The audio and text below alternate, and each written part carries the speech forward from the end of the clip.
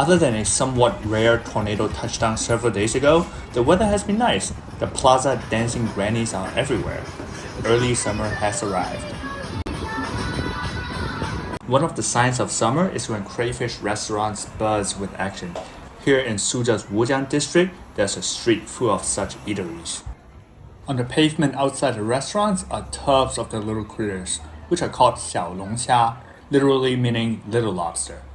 Obviously, we Chinese go cray-cray over crayfish, and this once invasive species has spawned a massive industry. Now, there are many options on the street, but you can tell from the line outside that most diners came here for one store, 老王龙虾馆, Old Wang's Lobster Hall. By the way, it's Wang, not Wang. We first learned of this place when we saw the line outside as we were biking home from the Yijia Mianguan noodle shop. Lao Wang is so overwhelmingly popular, they took over a convenience store across the street and converted it into a dining hall. Sort of like airports that expand capacity by constructing satellite terminals. Perhaps ingredient is one of the selling points. As the LED sign shows, 小龙虾 here are sourced from Xuyi, one of the first places in China where crawfish crawled into the mainstream. There were several flavors to choose from, but 13香 or 13 spices was the first to appear on the scrolling LED sign. Perhaps that's the best seller, and it's a Xuyi specialty, so we decided to give it a try. The Chinese 13香 is sort of like the garam masala. There are typical recipes, but no definitive rules dictating which 13 spices to use, or if 12 or 14 are unacceptable. Being in Jiangsu province, the 13香 here takes on a sweet tone, but obviously the flavor is complex. The niangao sticky rice cake and the little chunks of potato really soaked up the goodness. But the complexity gets an extra kick when you suck on the head for the crawfish butter inside. Stop. So the heads are gone? You can see the heads were cut open to allow better mixture of the heady essence with the 13香 sauce.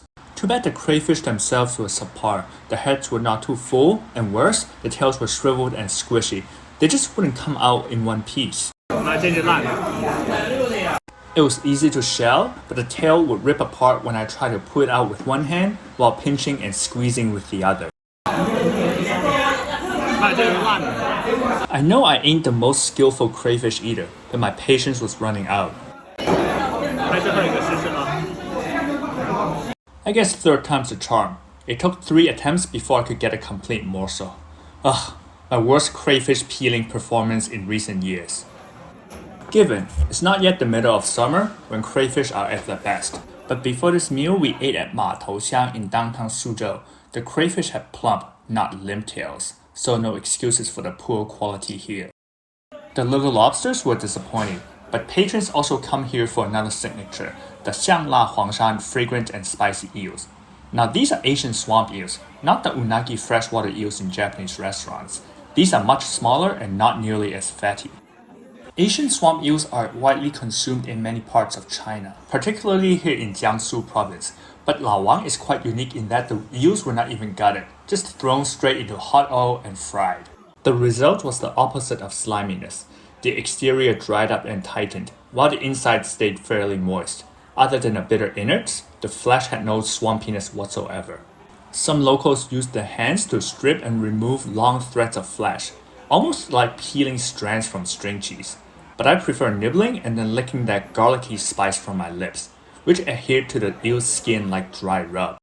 The same blend of spice was used in the Xiangla Yatou, fragrant and spicy duck's head, which was unlucky for us because it meant less variety, but also lucky for us because it was even better than the eels. That was my favorite dish of the evening. You might think that the duck's head has nothing to offer, but it's actually filled with goodies.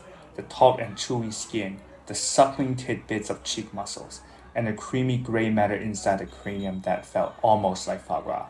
Almost. What I like to do is to take care of the lower jaw first.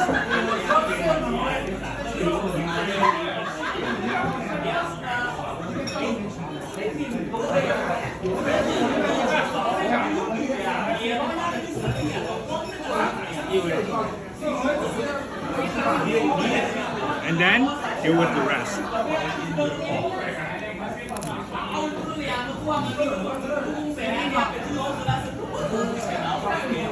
It's so crunchy. You could just bite it off.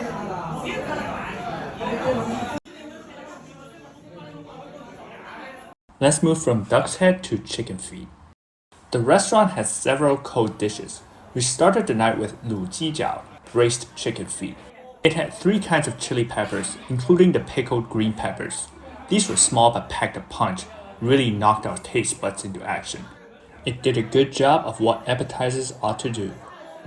So yeah, our dinner is over, but there are still a lot of people waiting.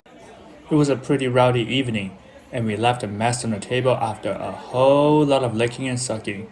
You know what I mean. 再见.